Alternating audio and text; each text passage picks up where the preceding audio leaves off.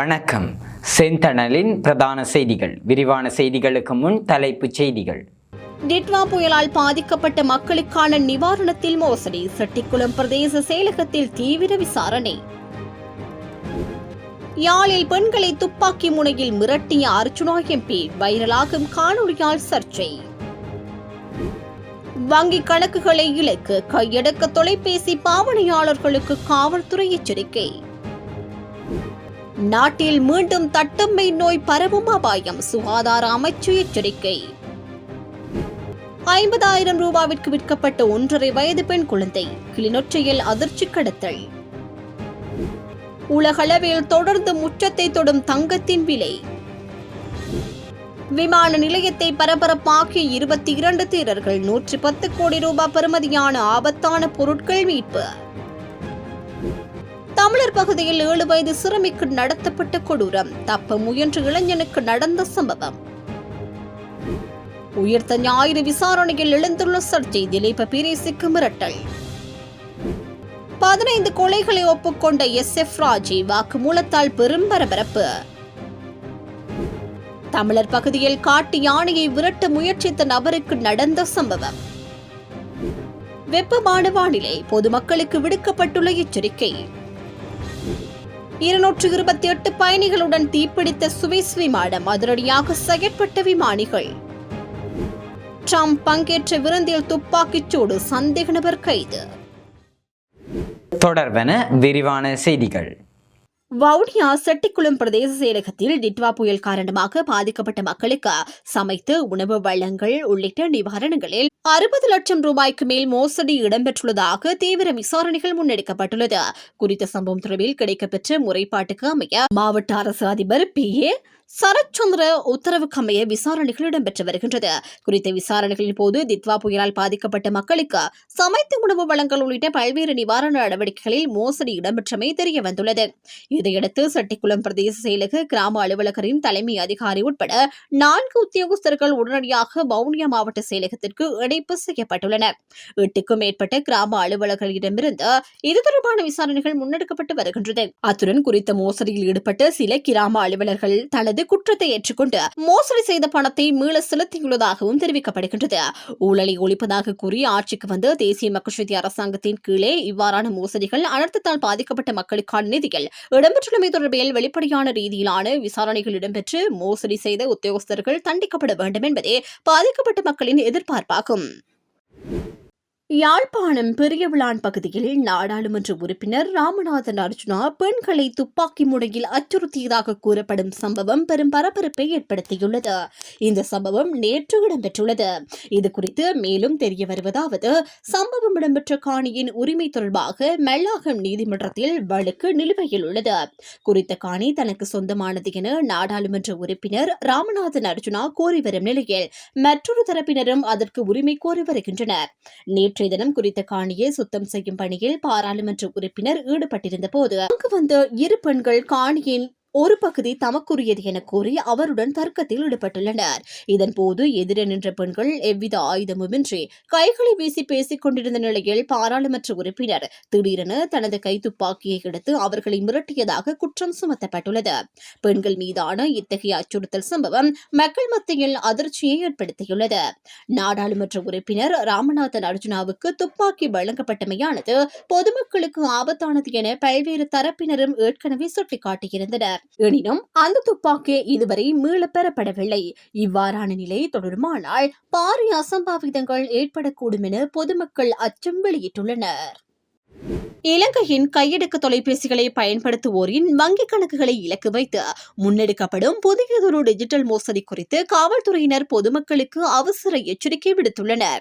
அறிமுகமில்லாத இலக்கங்களில் இருந்தோ அல்லது உங்களுக்கு தெரிந்த நண்பர்களின் பெயரிலோ வாட்ஸ்அப் மற்றும் டெலிகிராம் ஊடாக ஆபத்தான APK கோப்புகள் அனுப்பப்படுகின்றன.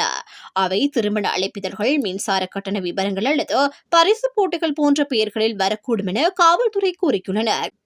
இவற்றை ஒரு புகைப்படம் என்றோ அல்லது PDF கோப்பு என்றோ நினைத்து கிளிக் செய்தால் அது உடனடியாக உங்கள் தொலைபேசியில் ஒரு மென்பொருளாக தானாகவே நிறுவிக்கொள்ளும் என அவர்கள் கூறியுள்ளனர். இந்த மென்பொருள்கள் ஊடாக எக்ஸ் செய்பவர்கள் கைபேசியை முழுமையாக தனது கட்டுப்பாட்டுக்குள் கொண்டு வருவார்கள் என காவல்துறையினர் எச்சரிக்கை விடுத்துள்ளனர். இதன் மூலம் தொலைபேசிக்கு வரும் SMS மற்றும் வங்கிக் கொடுக்கல் வாங்கல்களுக்கான OTP ரகசிய குறியீடுகளை அவர்கள் பெற்றுக் கொள்வார்கள் என குறிப்பிடப்பட்டுள்ளது. இறுதியில் வங்கிக் கணக்கில் உள்ள பணம் முழுமையாக கொள்ளையிடப்படும் அபாயம் உள்ளது.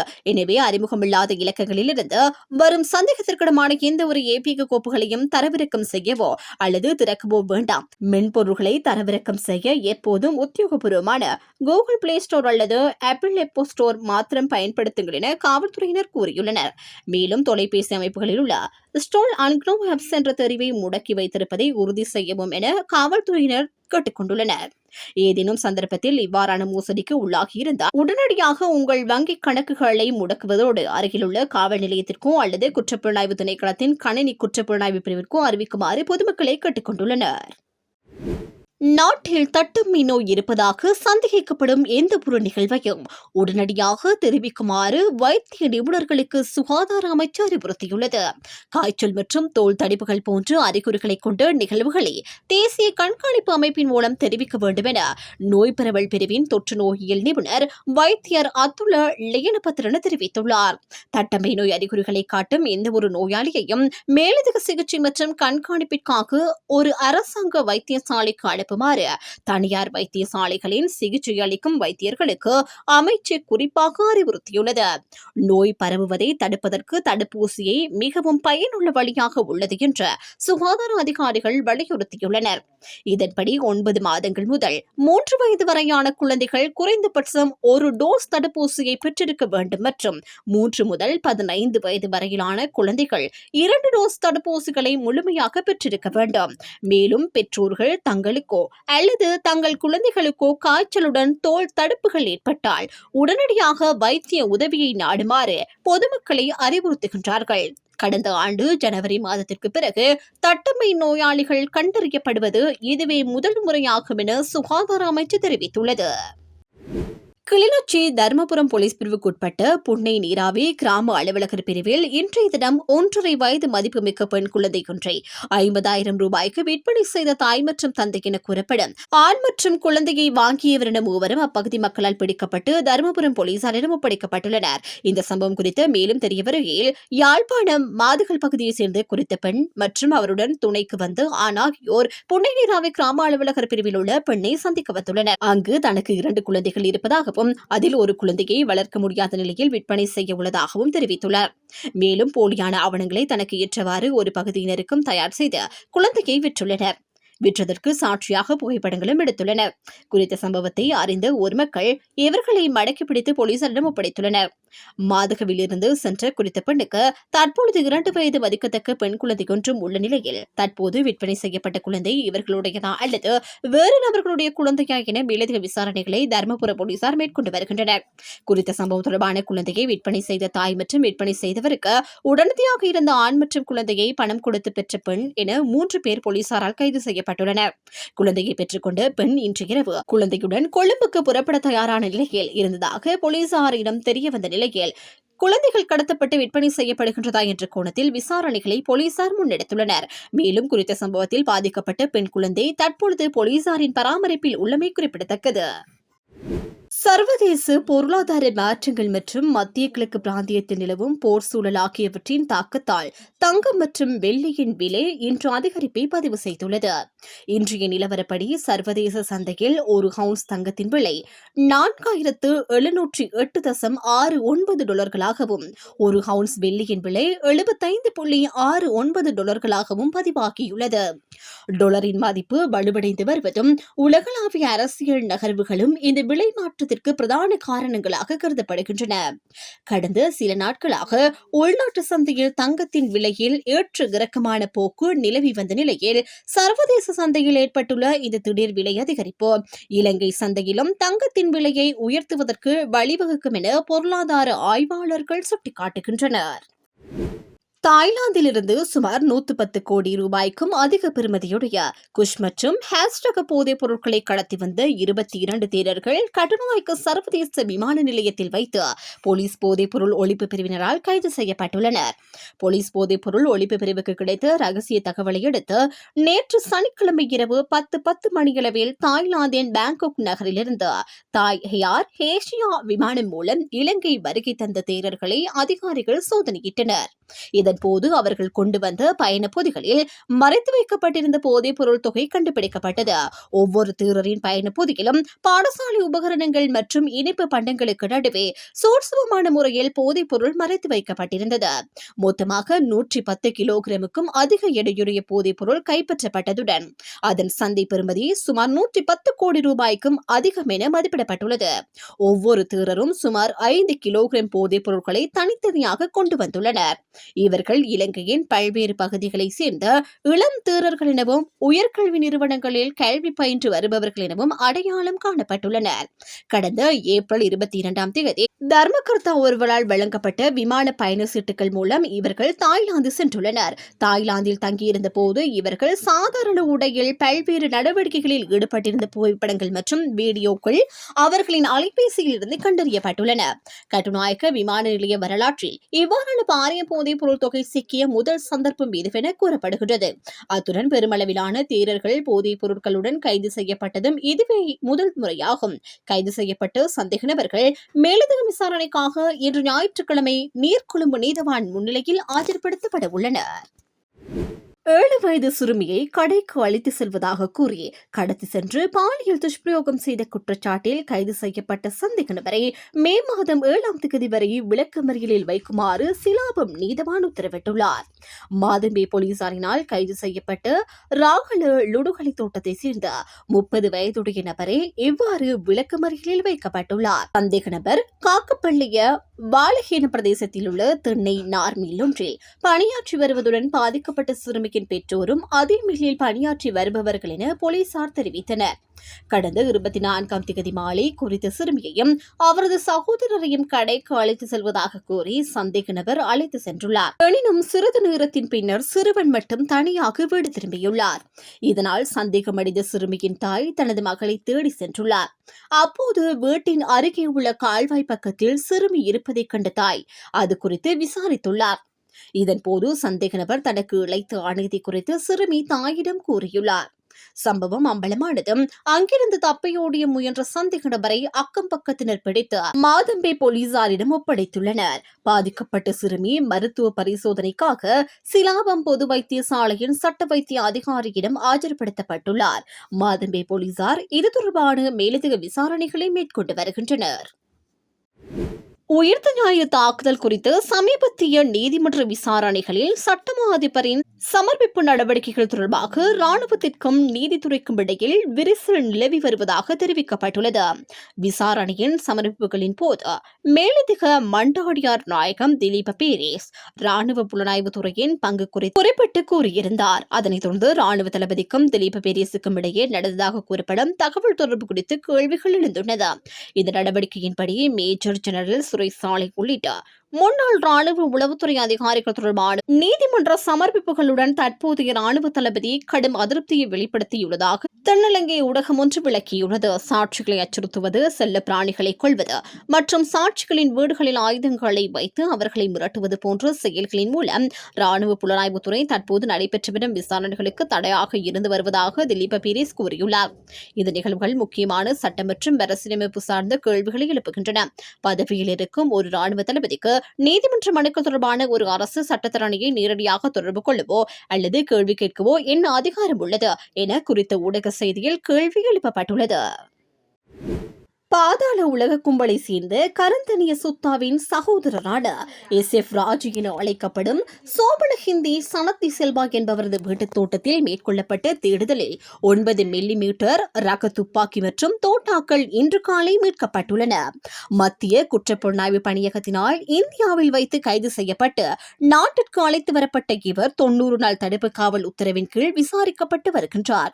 இன்று காலை அவரது வீட்டிற்கு அழைத்து செல்லப்பட்ட போது தோட்டத்தில் புதைக்கப்பட்டிருந்த ரஷ்யாவில் தயாரிக்கப்பட்ட துப்பாக்கி, ஒரு மெகசின் மற்றும் 15 தோட்டாக்கள் கண்டுபிடிக்கப்பட்டன. விசாரணைகளின் போது சுமார் 15 கொலைகளை தான் வழிநடத்தியதாக சந்தேக நபர் ஒப்புக்கொண்டுள்ளார். பூஷ சிறைசாலையின் முன்னாள் அத்தியட்சகர் ஸ்ரீநாத் தம்மிக்கவின் கொலையை தானே திட்டமிட்டதாக அவர் தெரிவித்துள்ளார். தனது சகோதரன் சிறையில் இருந்தபோது அவரை மிக கொடுமையாக சோதனை செய்ததோடு உணவு மற்றும் பார்வையாளர்களுக்கு தடைகளை ஏற்படுத்தியமையே இந்த பழிவாங்கலுக்கு காரணம் என அவர் குறிப்பிட்டுள்ளார். இந்த சோதனையின் போது போலீஸ் வாகனங்களின் டயர்களை துளைப்பதற்காக ஆணிகள் பொருத்தப்பட்ட பலகைகள் வீட்டை சுற்றி வைக்கப்பட்டிருந்தமையும் கண்டறியப்பட்டது. இதேவேளை குறித்த சந்தேக நபருடன் நெருங்கிய தொடர்பு வைத்திருந்த சட்டத்தரணி ஒருவரை பற்றியும், அவர் குற்றங்களுக்கு துணை நின்றாரா அல்லது தொழில்முறை ஒழுக்கங்களை மீறினாரா என்பது குறித்தும் போலீசார் விசாரணைகளை ஆரம்பித்துள்ளனர். கரந்தனிய சுத்தா மற்றும் SF ராஜி ஆகியோரின் ஆயுதங்கள் குறித்து தகவல் தெரிந்தால் ரகசியமாக தெரிவிக்குமாறு போலீசார் பொதுமக்களிடம் கோரிக்கை விடுத்துள்ளனர். சிரேஷ்ட பிரதி போலீஸ் மா அதிபர் ரன்மல் கொடித்துவக்கு மற்றும் பிரதி போலீஸ் மா அதிபர் சந்தன கொடித்துவக்கு ஆகியோரின் மேற்பார்வையில் மேலதிக விசாரணைகள் முன்னெடுக்கப்பட்டு வருகின்றன. அம்பாறை மங்களகம போலீஸ் பிரிவுக்குட்பட்ட கொகும்பகஸ்தலாவு பகுதியில் காட்டு யானை தாக்கியதில் வயோதிபர் ஒருவர் உயிரிழந்துள்ளதாக போலீசார் தெரிவித்துள்ளனர். நேற்று சனிக்கிழமை காலை இந்த சம்பவம் பதிவாகியுள்ளது. உயிரிழந்தவர் கொகும்பகஸ்தலாவு பகுதியைச் சேர்ந்த 73 வயதுடைய வயோதிபர் என அடையாளம் காணப்பட்டுள்ளார். தனது வீட்டிற்கு அருகில் வந்த காட்டு யானையை விரட்டுவதற்கு முயற்சி செய்த போதே யானை அவரை தாக்கியுள்ளது. இதில் பலத்த காயமடைந்த நபர் சம்பவ இடத்திலேயே உயிரிழந்துள்ளதாக முதற்கட்ட விசாரணைகளில் தெரிய வந்துள்ளது. உயிரிழந்தவரின் சடலம் பிரேத பரிசோதனைக்காக கொண்டு செல்லப்பட்டுள்ளதுடன் மங்களகம போலீசார் இது தொடர்பான மேலதிக விசாரணைகளை தொடர்ந்து முன்னெடுத்து வருகின்றனர். நாட்டில் நிலவும் வெப்பமான வானிலை குறித்து வளிமண்டலவியல் திணைக்களம் எச்சரிக்கை விடுத்துள்ளது. இதுகுறித்து வளிமண்டலவியல் திணைக்களம் நேற்று வெளியிட்ட அறிவிப்பு இன்று வரை முதல் நடைமுறையில் இருக்கும் என தெரிவிக்கப்பட்டுள்ளது. அதன்படி வடக்கு, வடமத்திய, வடமேற்கு, மேற்கு, சப்ரகமுவ, தென் மற்றும் கிழக்கு மாகாணங்கள் மற்றும் மொனரகலை மாவட்டத்தின் சில பகுதிகளில் வெப்ப குறியீடு, அதாவது மனித உடலால் உணரும் வெப்பநிலை பகல் நேரங்களில் கணிசமான அளவில் அதிகரிக்கும் என வளிமண்டலவியல் திணைக்களம் தெரிவித்துள்ளது. பொதுமக்கள் இதை கவனத்தில் கொண்டு மனித ஆரோக்கியத்தில் ஏற்படக்கூடிய பாதிப்பை குறைப்பதற்கான நடவடிக்கைகளை மேற்கொள்ளுமாறு திணைக்களம் கேட்டுக் கொண்டுள்ளது. இந்த மாகாணங்களில் உள்ள பொதுமக்கள் போதுமான அளவு தண்ணீர் அருந்தவும், முடிந்தவரை நிழலான இடங்களில் ஓய்வெடுக்கவும் என திணைக்களம் வலியுறுத்தியுள்ளது. எனவே முதியவர்களும் நோயாளிகளும் இந்த நிலைமையில் விசேட கவனம் செலுத்த வேண்டும் எனவும், சிறு குழந்தைகளை வாகனங்களில் தனியாக விட்டு செல்லக்கூடாது எனவும் குறிப்பிடப்பட்டுள்ளது. மக்கள் கடினமான செயற்பாடுகளை குறைத்துக் கொள்ள வேண்டும் என்றும், மெல்லிய வெள்ளை அல்லது வெளிர் நிற ஆடைகளை அணிய வேண்டும் என்றும் வளிமண்டலவியல் திணைக்களம் மேலும் தெரிவித்துள்ளது. இனி சர்வதேச செய்திகள். டெல்லி இந்திரா காந்தி சர்வதேச விமான நிலையத்திலிருந்து சுவிட்சர்லாந்தின் சோரி நகருக்கு புறப்பட தயாராக இருந்த சுவிஸ் ஏர் விமானம் ஓடுபாதையில் வேகமெடுத்த போது அதன் என்ஜினில் தீப்பிடித்துள்ளது.